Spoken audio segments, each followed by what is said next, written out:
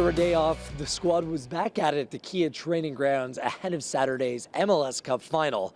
Gareth Wheeler, Terry Dunfield with you. And while the city's being painted red, even all the teams are getting involved. The Toronto Maple Leafs, good luck today wearing the TFC hats.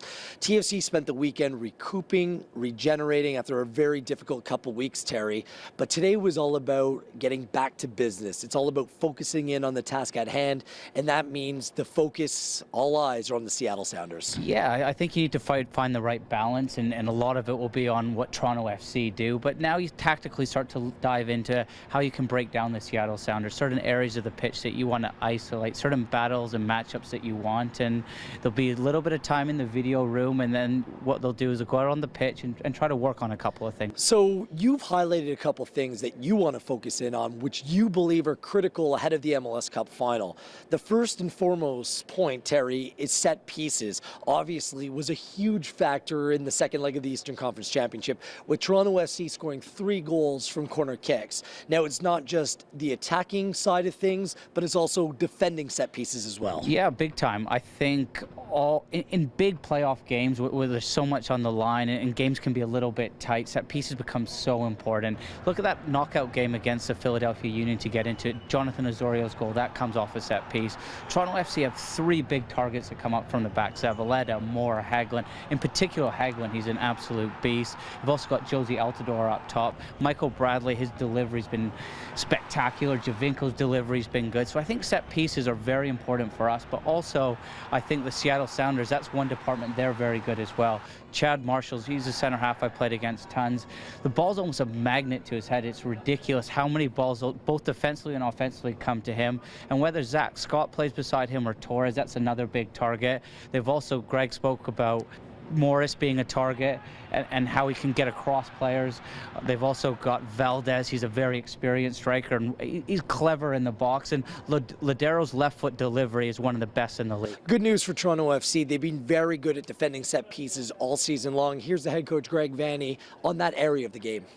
Yeah, they're good. Chad Marshall has been one of the best guys in set pieces this league's ever had. And so, obviously, accounting for him is important.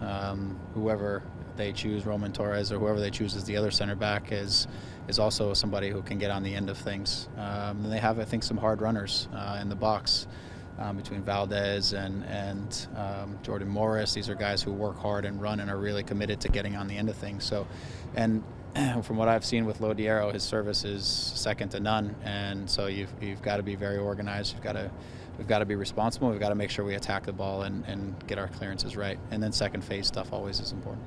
It's a fair point made on the set pieces, Terry, as the Seattle Sounders are a very difficult team to break down with Alonso in the middle. They have an experienced back four, so it could prove critical again in this all-important matchup.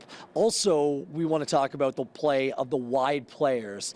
We said it heading into the tie against the Montreal Impact that a player like Justin Morrow in particular would prove critical to success. That he was, as well as Steven Beitashour contributing down the right-hand side as well. TFC's very good down the wings, Terry, but so are the Seattle Sounders. Yeah, the Seattle Sounders, as you touched on, are very condensed to the middle of the park, and their width comes from their 2 fullbacks, Tyrone Mears and Jovan Jones. They don't get a ton of protection out there, and sometimes they're a little bit isolated, but going forward, they're very dangerous, and they deserve respect. Both are very athletic, comfortable on the ball, and they both have a final product. Jovan Jones, if you look at the first goal that Seattle scored against Dallas in Seattle, it was a fantastic ball he whipped in the box. So it's important that Justin Morrow and Steven Beitashour not only focus on getting forward and being offensive, but also in that defensive shape that they stop Seattle's attack starting from that fullback position. And you know Tyrone Mears very well. Yeah, we played together at Manchester City.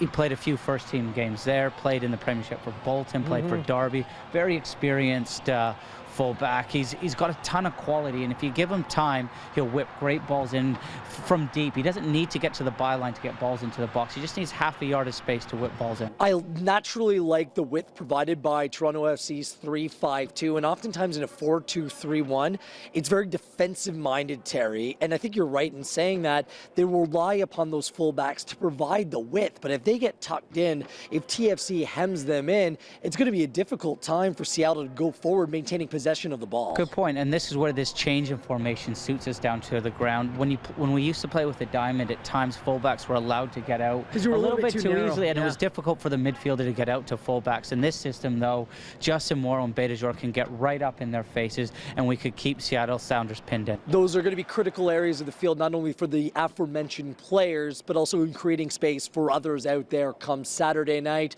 We have your complete coverage on TSN Radio on Saturday, an hour pre-match, an hour post-match as well, with this guy and this guy right here. TSN, Canada Sports Leader, will be all over it as well. And we at TorontoFC.ca will bring you live coverage of the press conferences for both teams on Thursday.